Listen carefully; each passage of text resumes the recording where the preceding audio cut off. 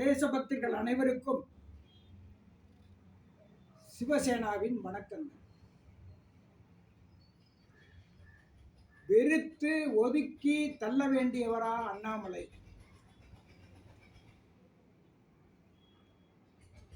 என்று என் மனதிலே ஒரு சின்ன சலனம் வந்து கொண்டே இருக்கிறது.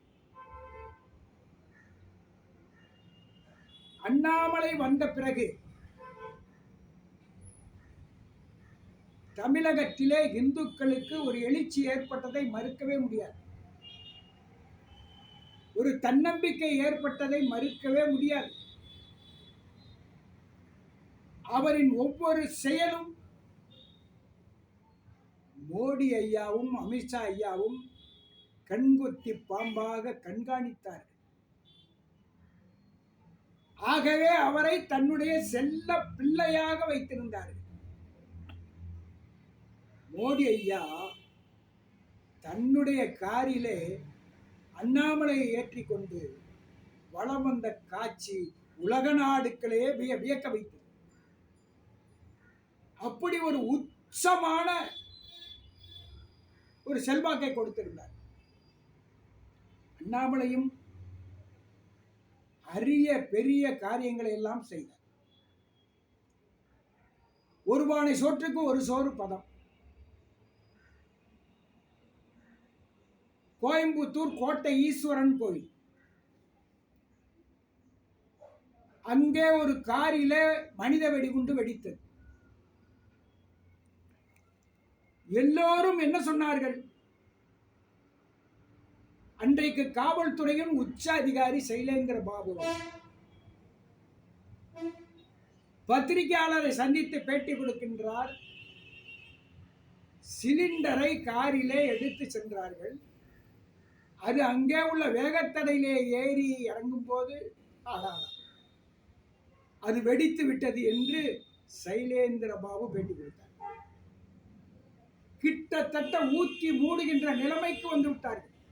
அப்பொழுதுதான் அண்ணாமலை கர்ச்சனை செய்தார். இது நிச்சயமாக மனித வெடிகுண்டு தான்,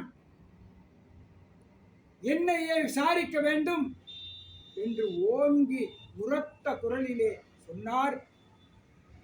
களமிறங்கியது என்னையே.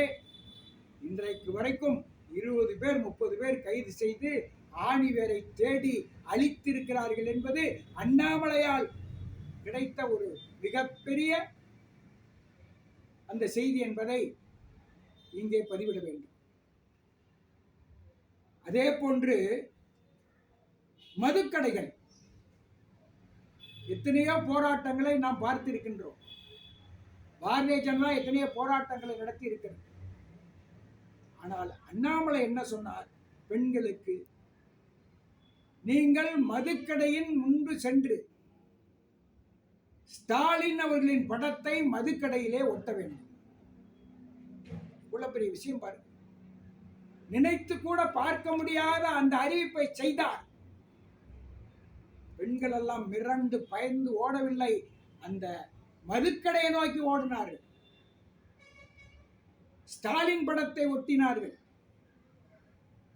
காவல்துறை கைது செய்தது என்றாலும் மீண்டும் மீண்டும் சகோதரிகள் அந்த மதுக்கடைக்கு சென்று தங்கள் எதிர்ப்பை காட்டினார்கள் என்றால் பின்னணியிலே கட்டளையிடுவது அண்ணாமலை என்ற மிக பிரமாண்டம் என்று நம்பினார்.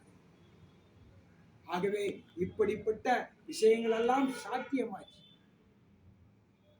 அதனால அண்ணாமலையை என்னால் ஒரே அடியாக ஒதுக்கி தள்ள முடியவில்லை. இந்த வீடியோவை பார்க்கும் நண்பர்கள் ஒன்றை சொன்னாலும் சொல்வார்கள். என்னுடைய முந்தைய வீடியோவை போட்டுவிட்டு, இது பொட்டி வாங்குறதுக்கு முன்னாடி தங்கமுத்துகிருஷ்ணன் பேசினது, இது பொட்டி வாங்கிய பிறகு இன்றைக்கு இப்படி பேசியிருக்கிறார் என்று கூட சொல்லலாம். அதை பற்றி எனக்கு கவலை இல்லை.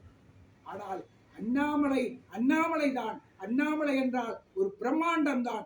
அண்ணாமலை தம்பி, நீங்கள் தற்போது எடுத்திருக்கின்ற தேவையற்ற மதசார்பு அற்ற என்ற அந்த கொள்கையை வேறும் வேரடி மண்ணும் இல்லாமல் அழித்துவிட்டு இந்துக்களுக்காக குரல் கொடுக்க முன்வர வேண்டும். அதுதான் உங்களை உயர்த்தும், வாழ வைக்கும். தமிழ்நாடு மக்களும் உயர்வார்கள் என்று கூறி விடைபெறுகிறேன். பாரத் மாதா கி ஜெய்.